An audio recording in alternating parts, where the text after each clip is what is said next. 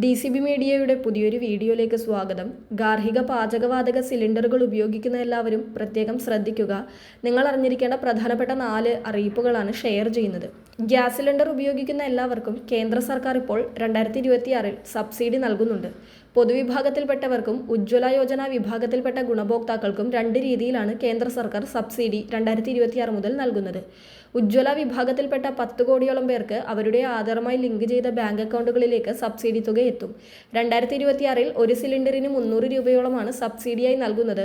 അതായത് ഏകദേശം 550 രൂപയ്ക്ക് സിലിണ്ടർ ലഭിക്കും. എന്നാൽ നേരത്തെ 12 സിലിണ്ടറുകൾ വരെയാണ് ഉജ്ജ്വല യോജന ഗുണഭോക്താക്കൾക്ക് ലഭിച്ചിരുന്നതെങ്കിൽ 2026 കേന്ദ്ര സർക്കാരിന്റെ പുതിയ നടപടികൾ പ്രകാരം 9 സിലിണ്ടറുകൾക്കാണ് ഇനി സബ്സിഡി ലഭിക്കുക.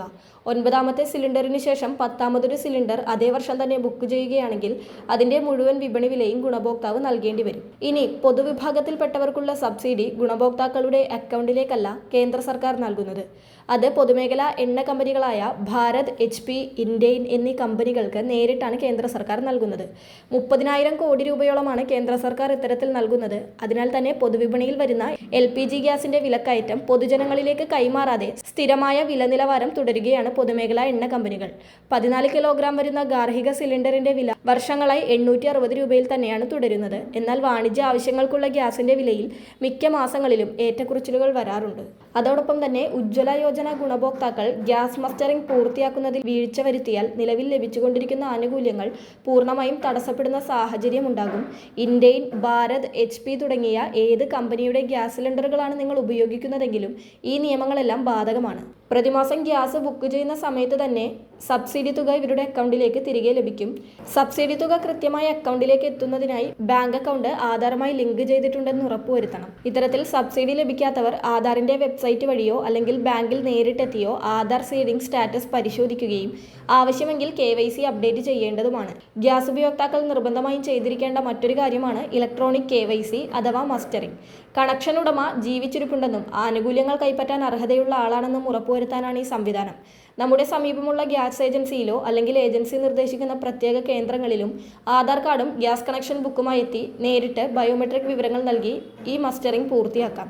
ഗ്യാസ് സിലിണ്ടറുകൾ വിതരണം ചെയ്യുന്ന വാഹനങ്ങളിൽ ഇതിനുള്ള സൗകര്യമുണ്ടെങ്കിൽ അവിടെ വെച്ചും മസ്റ്ററിംഗ് ചെയ്യാം. 2026 മാർച്ച് 30-നകം തന്നെ ഉജ്ജ്വല യോജന ഗുണഭോക്താക്കൾ മസ്റ്ററിംഗ് പൂർത്തിയാക്കിയില്ലെങ്കിൽ സബ്സിഡി ആനുകൂല്യങ്ങൾ സ്ഥിരമായി നിർത്തലാക്കുമെന്ന കർശന നിർദ്ദേശവും സർക്കാർ ഇപ്പോൾ നൽകിയിട്ടുണ്ട്.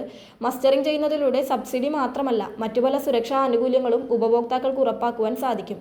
പാചകവാതക അപകടങ്ങളൊക്കെ സംഭവിച്ചാൽ നമുക്ക് ലഭിക്കേണ്ട ഇൻഷുറൻസും പരിരക്ഷയും ഉൾപ്പെടെയുള്ള സേവനങ്ങൾ ലഭിക്കുന്നതിനായി ഈയൊരു ഇലക്ട്രോണിക് KYC അനിവാര്യമാണ്. വീട്ടിലെ അംഗങ്ങളുടെയും വസ്തുവകകളുടെയും സുരക്ഷ ഉറപ്പാക്കുന്നതിനും അതുപോലെ ഇത്തരം ഇൻഷുറൻസ് ക്ലെയിമുകൾ ഭാവിയിൽ തടസ്സമില്ലാതെ ലഭിക്കാനും ഈ ഗ്യാസ് മസ്റ്ററിംഗ് നിങ്ങളെ സഹായിക്കും. അതിനാൽ ഇനിയും ഗ്യാസ് മസ്റ്ററിംഗ് ചെയ്യാത്തവർ അത് ചെയ്യുവാൻ ശ്രദ്ധിക്കുക. അതോടൊപ്പം തന്നെ ഗ്യാസ് കണക്ഷനുമായി ലിങ്ക് ചെയ്തിരിക്കുന്ന മൊബൈൽ നമ്പർ നിലവിൽ പ്രവർത്തിക്കുന്നതാണ് എന്നും ആധാർ ലിങ്ക്ഡ് ആണെന്നും ഉറപ്പുവരുത്തുക. ഗ്യാസ് കണക്ഷൻ ഉടമ നിലവിൽ ജീവിച്ചിരിപ്പില്ല എങ്കിൽ ആ കണക്ഷൻ റദ്ദാക്കാതെ പുതിയ ഉടമയുടെ പേരിലേക്ക് മാറ്റാനുള്ള നടപടികളും സ്വീകരിക്കുക. കുടുംബത്തിലെ അർഹതപ്പെട്ട മറ്റൊരാളുടെ പേരിലേക്ക് കണക്ഷൻ മാറ്റിയ ശേഷം മാത്രം പുതിയ ഉടമയുടെ പേരിൽ KYC പൂർത്തിയാക്കുക. എങ്കിൽ മാത്രമായിരിക്കും സബ്സിഡി ആനുകൂല്യങ്ങളും മറ്റും തുടർന്ന് ലഭിക്കുക. ഉജ്ജ്വല യോജന ഗുണഭോക്താക്കൾക്കാണ് നിലവിൽ മസ്റ്ററിംഗ് ചെയ്യാൻ മാർച്ച് 30 വരെ അവസാന തീയതി പ്രഖ്യാപിച്ചിട്ടുള്ളത്. നിലവിൽ സബ്സിഡി ഇല്ലാത്ത ഉപഭോക്താക്കൾക്കും മസ്റ്ററിംഗ് നിർബന്ധമാണെങ്കിലും അവർക്ക് പ്രത്യേക അവസാന തീയതികളൊന്നും പ്രഖ്യാപിച്ചിട്ടില്ല. എന്നിരുന്നാലും സേവനങ്ങൾ തടസ്സമില്ലാതെ ലഭിക്കുന്നതിന് എത്രയും വേഗം തന്നെ ഈ പ്രക്രിയ പൂർത്തിയാക്കുവാൻ കേന്ദ്ര സർക്കാർ ഇപ്പോൾ എല്ലാവരോടും അഭ്യർത്ഥിച്ചിട്ടുണ്ട്. വളരെ പ്രധാനപ്പെട്ട ഈ ഒരു ഇൻഫർമേഷൻ മറ്റുള്ളവർക്ക് കൂടി ഷെയർ ചെയ്യുക.